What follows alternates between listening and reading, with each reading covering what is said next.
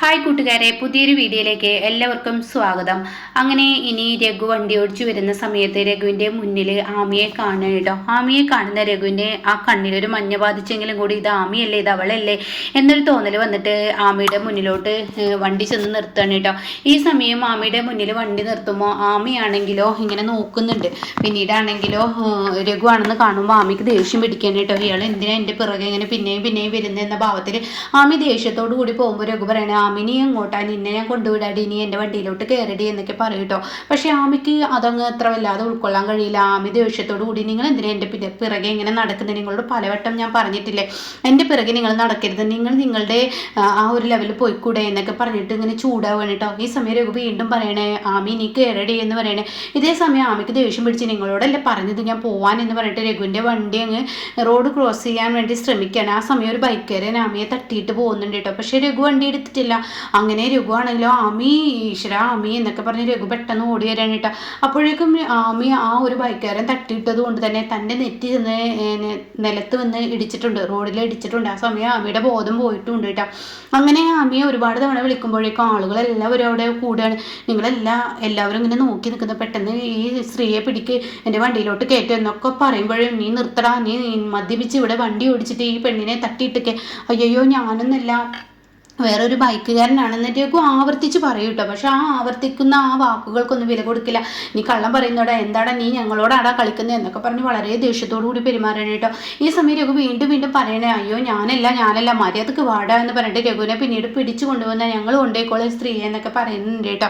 പിന്നീട് ദാസിനെയാണ് കാണിക്കുന്നത്.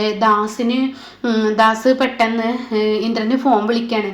അപ്പോൾ ഈ സമയം സുശീലയുടെ അടുത്ത് ഇങ്ങനെ ഇന്ദ്രൻ നിൽക്കുന്നുണ്ടാവും കേട്ടോ. അപ്പോൾ ഈ സമയം എന്തായാലും അവനങ്ങ് പോയി കിട്ടിയല്ലോ. അപ്പോൾ ഈ സമയം ഇപ്പുറത്താണെങ്കിൽ അനുഭവം വന്നിട്ട് പറയാണ്, ഇന്ദ്രേട്ടാ രഘുവേട്ട പോയിട്ട് എന്തായി, ഒന്നും ഒരു വിവരം കിട്ടിയിട്ടില്ല, വീട്ടിലെത്തിയോ ഒന്നും അറിയില്ല, ഒരു വിവരവും ഇല്ലല്ലോ, ഈശ്വര പേടിയാവുന്നു എന്നൊക്കെ ഇങ്ങനെ പറയുന്ന സമയത്താണ് എന്നൊന്ന് വിളിച്ച് നോക്കാം രഘുവിനെ എന്ന് പറഞ്ഞിട്ട് ഫോൺ എടുക്കാൻ നോക്കുന്ന സമയത്താണ് ദാസിൻ്റെ ഫോൺ വരുന്നത്.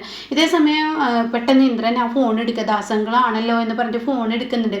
അപ്പോൾ ഉടൻ തന്നെ, ഹലോ അങ്ങളെ എന്താ വിളിച്ചതെന്ന് ചോദിക്കുമ്പോൾ, ഇതാ ഇന്ദ്ര ഒരു പ്രശ്നമുണ്ട്, നീ എവിടെ, ഞാൻ എൻ്റെ വീട്ടിൽ, എന്നാൽ നീ പെട്ടെന്ന് ഇന്ന ഹോസ്പിറ്റലിലോട്ട് എത്താൻ നോക്കാം, അപ്പോൾ എന്താ പ്രശ്നം എന്ന് ചോദിക്കുന്നുണ്ട്. ആ സമയം പറയണേ, അത് ആ പെണ്ണുമ്പിള്ള ഇല്ല ആമി അവളെ രഘു ഇടിച്ചിട്ട് എന്നൊക്കെ പറയുന്നത്. രഘു മദ്യപിച്ച് വണ്ടി ഓടിച്ച് ഒരു ആക്സിഡൻറ്റ് ഉണ്ടായി, ആക്സിഡൻറ്റോ എന്ന് ചോദിക്കുന്നത് സുശീല കേൾക്കാൻ കേട്ടോ. അപ്പോൾ ഈ സമയം ഈ വാക്കുകളൊക്കെ കേൾക്കുമ്പോൾ വല്ലാത്തൊരു ഭയപ്പാട് തന്നെ ഇങ്ങനെ അനുപമയുടെ മുഖത്തുണ്ട് കേട്ടോ. അപ്പോൾ ഈ സമയം അനുപമ എന്ത് അറിയാൻ വേണ്ടി ഇന്ദ്രൻ്റെ അരികിലോട്ട് വരികയാണ്. എന്നിട്ട് പറയണേ, നീ പെട്ടെന്ന് വായോ, രഘു പോലീസ് സ്റ്റേഷനിലാണ്, നീ പെട്ടെന്ന് വാ, നിങ്ങൾ ഹോസ്പിറ്റലിലോട്ട് പോകാൻ നോക്കുക എന്നൊക്കെ പറഞ്ഞിട്ട് ഫോൺ കട്ട് ചെയ്യണം. ഇതേ സമയം സുശീല ചോദിക്കുകയാണ്, അയരണം കിട്ട വണ്ടി കൊണ്ട് ഞാൻ പോകണ്ടെന്ന് പറഞ്ഞത് ഇപ്പം മനസ്സിലായില്ല, അയരണം കിട്ട വണ്ടി കൊണ്ട് പോവുകയാണ് ചെയ്യുന്ന ഇപ്പോൾ അവസ്ഥ എന്തായിരുന്നു ഒന്ന് ആലോചിച്ച് നോക്കിയേ, ഇപ്പോൾ അയരണം കിട്ട വണ്ടി എടുക്കാമെന്ന് ഭാഗ്യമില്ല ഉണ്ടായത് എന്നൊക്കെ ഇങ്ങനെ പറഞ്ഞിട്ട് ചൂടാവുകയാണ് കേട്ടോ. അപ്പോൾ ഈ സമയം ഇന്ദ്രൻ പറയണേ, നിങ്ങളൊന്നും മിണ്ടാതിരിക്കുന്നുണ്ട്. അപ്പോഴേക്കും അനുപമ എന്താന്ന് ചോദിക്കുന്നുണ്ട് കേട്ടോ. ആ സമയം എന്താന്ന് ചോദിക്കുന്നത് അതിൻ്റെ ഒന്നും ആവശ്യമില്ല, കാരണം ഇപ്പോൾ നടന്നിരിക്കുന്നത് അത് തന്നെയാണ്. ഒന്നെങ്കിൽ ഹോസ്പിറ്റലിൽ പോവുക, അല്ലെങ്കിൽ പോലീസ് സ്റ്റേഷനിൽ പോവുക, ഇത് രണ്ടും ഉണ്ടായിരിക്കുന്നത്, അവനെ ആക്സിഡൻറ്റ് സംഭവിച്ചിരിക്കുകയാണെന്ന് പറയാൻ കേട്ടോ. അപ്പോൾ ഇത് കേൾക്കുന്നതിന് വ്യക്തമായ ഉത്തരം പറയില്ല കേട്ടോ. അപ്പോഴേക്കും അനുപമയോട് പറയണേ, നീ പെട്ടെന്ന് ഡ്രസ്സ് മാറ്റിയിട്ട് വരാൻ നോക്കാൻ, ഒരു അർജൻറ്റ് ഉണ്ട്. അതെന്താണ്ട് നിനക്ക് നിൻ്റെ അമ്മയുടെ മുഖത്ത് നോക്കിയിട്ടുള്ള കാര്യങ്ങൾ പറയാൻ വയ്യ, നീ എന്നിൽ നിന്ന് എത്ര മറച്ചു വെക്കാൻ ശ്രമിച്ചിട്ടും കാര്യമില്ലടാ. ഞാൻ ആ വണ്ടിയിൽ കയറാതിരുന്നതിൻ്റെ കാര്യം ഇപ്പം മനസ്സിലായില്ലേ, എന്തോ വലിയത് സംഭവിക്കാനിരിക്കുന്നത് നമുക്ക് തട്ടാതെ മറ്റുള്ളവർക്ക് തട്ടി അങ്ങ് പോയി. ഇപ്പം മനസ്സിലായില്ല, അയരണം കെട്ട വണ്ടിയുടെ കുരുത്തക്കേട് എന്തെന്ന് ഇനി അത് മനസ്സിലാക്കണം, നീ എന്നിൽ നിന്ന് മറക്കാനൊന്നും ശ്രമിച്ചിട്ട് കാര്യമില്ല എന്നൊക്കെ പറയുമ്പോൾ ഇന്ദ്രൻ പറയണേ, നിങ്ങൾ ഊഹിച്ച് ഓരോന്ന് പറയേണ്ട നിർത്തിയൊക്കെ എന്ന് പറയുമ്പോൾ സോനോട് ഇങ്ങോട്ട് വന്നിട്ട് പറയണേ, എന്തിനാ അനുസരിച്ച് പെട്ടെന്ന് ഡ്രസ്സ് മാറുന്നത്, എങ്ങോട്ടാ പോകുന്നേ എന്നിങ്ങനെ സുശീലയുടെ മുന്നിൽ വെച്ച് സോന ചോദിക്കുകയാണ് കേട്ടോ. സോനയുടെ ഈ സംസാരം കിട്ടിയ പാട് പിടിക്കുകയാണ് സുശീല പറയണേ, ഞാൻ അപ്പോഴേ പറഞ്ഞതല്ലടി, ആ എരണം കെട്ട വണ്ടിയിൽ പോയിരുന്നെങ്കിൽ നമുക്ക് വരാൻ വെച്ചത് മറ്റുള്ളവർക്ക് വന്ന് ഇപ്പൊ കണ്ടില്ലേ ആക്സിഡന്റ് ആയിരിക്കാണ്. അത് കേട്ടപാട് സോന ചോദിക്കുക, അല്ല എന്തേട്ടാ ഈ കേൾക്കുന്നത് സത്യമാണോ, നിന്നോട് ആരാ പറഞ്ഞത്, അവരോട് തന്നെ ചോദിച്ചു നോക്ക്, നീ എന്തിനാടി എന്നോട് ചോദിക്കുന്നേ എന്നും പറഞ്ഞിട്ട് ഇന്ദ്രൻ അവിടെ നിന്ന് ഇറങ്ങുകയാണ് കേട്ടോ. അങ്ങനെ ഈ സമയം അനുപമ എത്തുകയാണ്. അപ്പോൾ അനുപമ അറിയുന്നുണ്ട്, സോനയെ കുഞ്ഞിനുള്ള ഭക്ഷണം ഞാനവിടെ പാല് കൊടുത്തിട്ട് ഉറക്കിയിരിക്കുന്നത്, ഭക്ഷണം എടുത്തു വെച്ചിട്ടുണ്ട്, നീ കൊടുക്കണം. അപ്പോഴേക്കന്നെ ഇന്ദ്രൻ പറയണം, മതി സംസാരിച്ച് നീ ഒന്നും വരുന്നുണ്ടോ എന്ന് പറഞ്ഞ് കൊണ്ടുപോകണം കേട്ടോ.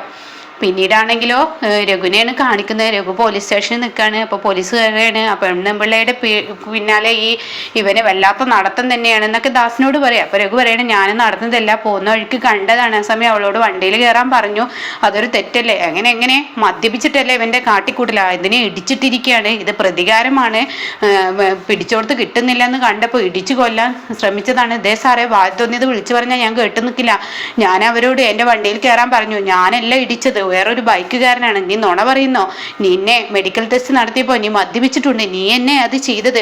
ദേ സാറേ ഞാൻ ചെയ്തില്ലെന്ന് എത്ര വേണേ പറയുന്നത്, ഞാൻ ബൈക്കുകാരനാണ് ഇടിച്ചത്, ഞാൻ അങ്ങനെ ചെയ്തിട്ടില്ല, നീ എന്നോട് കള്ളം പറയണ്ട. എന്തായാലും ആ പെണ്ണ് ബോധം വരട്ടെ, അവൾ എന്തെങ്കിലും നിനക്കെതിരെ ഒരു പരാതി പറയുകയാണെങ്കിൽ തീർച്ചയായും നിനക്ക് ഉള്ള ശിക്ഷ ഞാൻ ഉറപ്പിച്ചിട്ടുണ്ട് എന്ന് പറയാനേട്ടോ. അങ്ങനെ ഈ വാക്കുകൾ അങ്ങ് കേൾക്കുമ്പോൾ ഉടൻ തന്നെ പറയണേ, അതെ ഞാനൊരു കാര്യം പറയട്ടെ, ഞാൻ ചെയ്യാത്ത തെറ്റ് എൻ്റെ പേരിൽ കെട്ടിച്ചമക്കാൻ നോക്കട്ടെ. അതൊക്കെ നോക്കാം രഘു, നീ ഒന്ന് മിണ്ടാതെ നിൽക്ക് രഘു എന്ന് അപ്പോഴേക്കും ദാസ് പറയുന്നേട്ടോ. എന്നാൽ ഈ സമയം ഇപ്പുറത്താണെങ്കിലോ ഡോക്ടറുടെ അടുത്ത് എത്തിയിരിക്കുകയാണ്, അമ്മയുടെ അടുത്ത് എത്തിയിരിക്കുകയാണ് അനുപമയും ഇന്ദ്രനും. രണ്ടുപേരും ആണെങ്കിൽ നല്ല ടെൻഷനാണ്. ഒത്തിരി നേരമായി, ഇതുവരെ യാതൊരു വിവരവും ഡോക്ടർ പറയുന്നില്ല. എന്താ ഇന്ദ്രട്ട ചെയ്യുക? ഇനിയിപ്പോൾ ആ പെണ്ണിന് എന്തെങ്കിലും സംഭവിച്ചോ, ഹാമിക്ക് എന്തെങ്കിലും സംഭവിച്ചിട്ടുണ്ടാവോ? എനിക്കൊന്നും അറിയത്തില്ല. എന്തായാലും എൻ്റെ അടുത്ത് തെറ്റ് പറ്റി, ആ വണ്ടി എടുത്ത് കൊണ്ടുവരുന്ന വിവരം രഘുവിനോടൊന്ന് പറയായിരുന്നു. അപ്പോൾ അനുഭവം പറയണം, അതിന് ഇന്ദ്രട്ടനെ കുറ്റം പറയാൻ പറ്റില്ലല്ലോ, രഘുവേട്ടന് സുബോധത്തിലുണ്ടെങ്കിലല്ലേ രഘുവേട്ടനോട് പറയാൻ പറ്റുക. അത് കൊണ്ടുവരികയാണെങ്കിൽ രഘു ഒരിക്കലും നമ്മൾ ട്രിപ്പിന് പോയിരുന്നെങ്കിൽ അവനെ വണ്ടി ചോദിച്ച് നമ്മളെ വീട്ടിലോട്ട് വന്നിരുന്നില്ല. ഇതിപ്പോൾ തെറ്റ് നമ്മുടെ അടുത്തായി. അച്ഛനോട് കാര്യം പറഞ്ഞു, അച്ഛനാണെങ്കിലും ഇത് ആരോടും പറയാതെ ഇങ്ങോട്ട് ഗുരുവായൂരോട്ടും പോയി. ഇതാണ് ഇപ്പോൾ ഇവിടുത്തെ പ്രശ്നം. രഘുവിനെയും കുറ്റം പറയാൻ പറ്റില്ല, കുറ്റം മുഴുവൻ നമ്മളാ. അത് കേട്ട ഉടൻ തന്നെ എന്തിനാ എൻ്റെ ഇന്ദ്രേട്ട വെറുതെ തെറ്റി നമ്മുടെ മേത്തിട്ട് ഇടാൻ ശ്രമിക്കുന്നത്? എല്ലാവരുടെ അടുത്തും തെറ്റുപറ്റി. എന്തായാലും അച്ഛനോട് വിവരം അറിയിക്കുക. അച്ഛനെ വിവരം അറിയിക്കണ്ട, അച്ഛൻ മനസമാധാനത്തോടു കൂടി അമ്പല ദർശനമൊക്കെ കഴിഞ്ഞ് വരട്ടെ. എന്തായാലും വരാനുള്ളത് വന്നു. ആ പെണ്ണും പിള്ളയുടെ അവസ്ഥ എന്താണെന്ന് അറിയില്ല അമ്മയുടെ. ഇനിയിപ്പോൾ എന്തായാലും കാര്യങ്ങൾ ചീരുവിനെ വിളിച്ച് വിവരം അറിയിക്കാം. ചീരു മുഖേന അമ്പിളി അറിഞ്ഞോളും, അതായിരിക്കും നല്ലത്.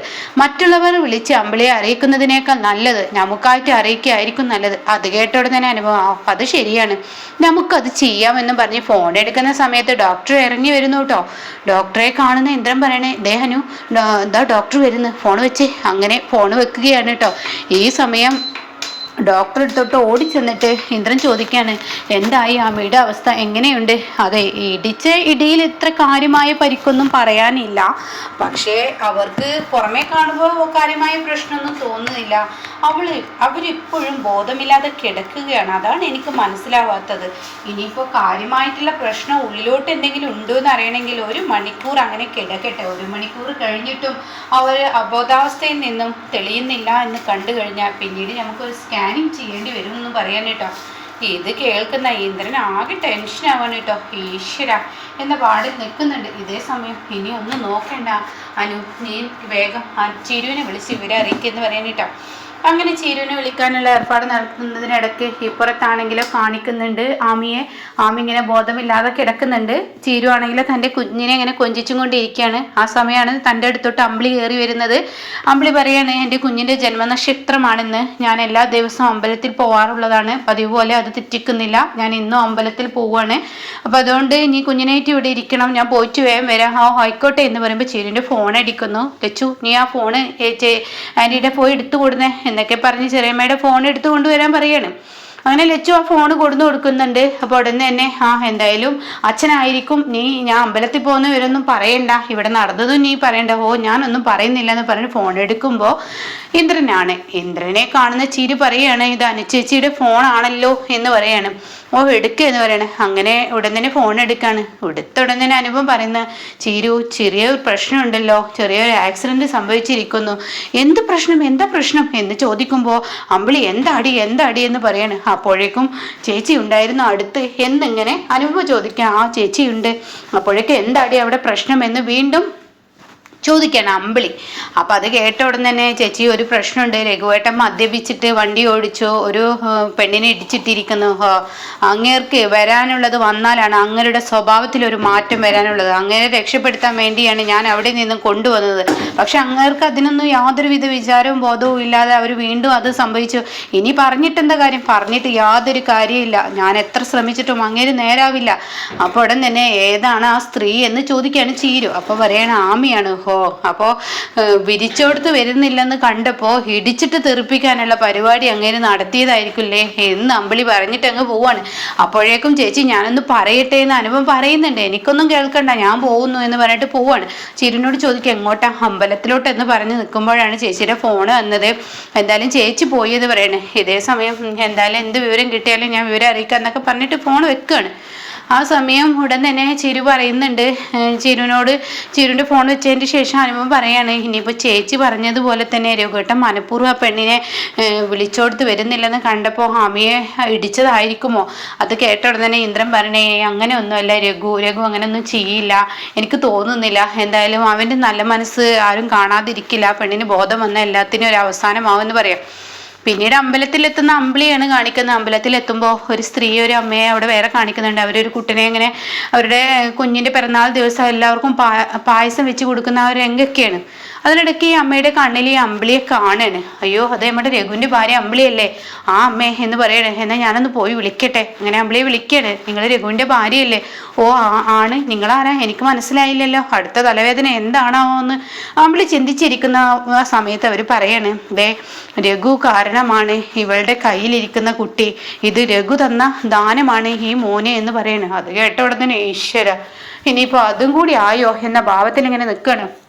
അപ്പോൾ ഉടൻ തന്നെ അതെ, എൻ്റെ മോൾക്ക് പ്രസവവേദന വന്ന് കൊടുമടിച്ച് ഓടുന്ന സമയത്ത് ഒരു വണ്ടി നിർത്താതിരിക്കുമ്പോൾ രഘുവിൻ്റെ അനിയത്തിയുമായി ഓട്ടോയിൽ പോകുന്ന സമയത്ത് അനിയത്തി ഇറക്കി വിട്ട് എൻ്റെ മോളെ കറക്റ്റ് സമയത്ത് ലേബർ റൂമിൽ കൊണ്ടുപോവുകയും അവളുടെ ഭർത്താവില്ലാത്ത സമയം അവൾക്ക് പൈസ കൊടുക്കാനില്ലാത്ത ഒരു സമയത്ത് രഘു പൈസ തന്ന് സഹായിക്കുകയും എല്ലാം ചെയ്തത് രഘുവാണ്. ഓ, എനിക്കിപ്പോൾ ഓർമ്മയുണ്ട്. മഞ്ചാടി അതിൻ്റെ പേരിൽ അവിടെ പ്രശ്നം ഉണ്ടാക്കുകയും ഞാൻ എൻ്റെ രഘുവേട്ടനെ ഒരുപാട് വഴക്ക് പറയുകയും വഴിയിലൂടെ പോകുന്ന വയ്യാവേലി തലയിൽ എടുത്ത് വെച്ച് എന്തിനാന്നൊക്കെ പറഞ്ഞ് ഞാൻ ചീത്ത പറയൊക്കെ ഉണ്ടായി. ഓ അത് തന്നെ, അതിനെക്കുറിച്ച് തന്നെ. എന്തായാലും രഘു തന്നതാണ് ഞങ്ങൾക്ക് ഈ കുഞ്ഞിനെ. രഘു തന്നില്ലായിരുന്നെങ്കിൽ ഈ കുഞ്ഞ് ഞങ്ങൾക്ക് ഇല്ലായിരുന്നു. അതുകൊണ്ട് തന്നെ രഘുവേട്ടൻ തന്ന ഈ സമ്മാനം, അതായത് എൻ്റെ കുഞ്ഞിന് ഞാൻ പേരിട്ടിരിക്കുന്ന രഘുനാഥ് എന്നാണ്. അത് കേൾക്കുന്ന അമ്പിളിക്ക് പറയാനില്ല കേട്ടോ. രഘുവിൻ്റെ ആ നന്മയെക്കുറിച്ച്, അത്രയും നന്മയുള്ള ഒരു മനുഷ്യനാണ്, ദൈവതുല്യനെ പോലെയാണ് ഞങ്ങൾ ഈ രഘുവിനെ കാണുന്നത്. അതുകൊണ്ട് പേരിട്ടാൽ പോരാ എന്നൊക്കെ അവർ പറയാണ്. ഇത് കേൾക്കുന്ന ലച്ചു, നിന്റെ അച്ഛനെ കുറിച്ച് പറയുന്നത് കേട്ടില്ലേ എന്ന് ചോദിക്കുകയാണ് അമ്പിളി.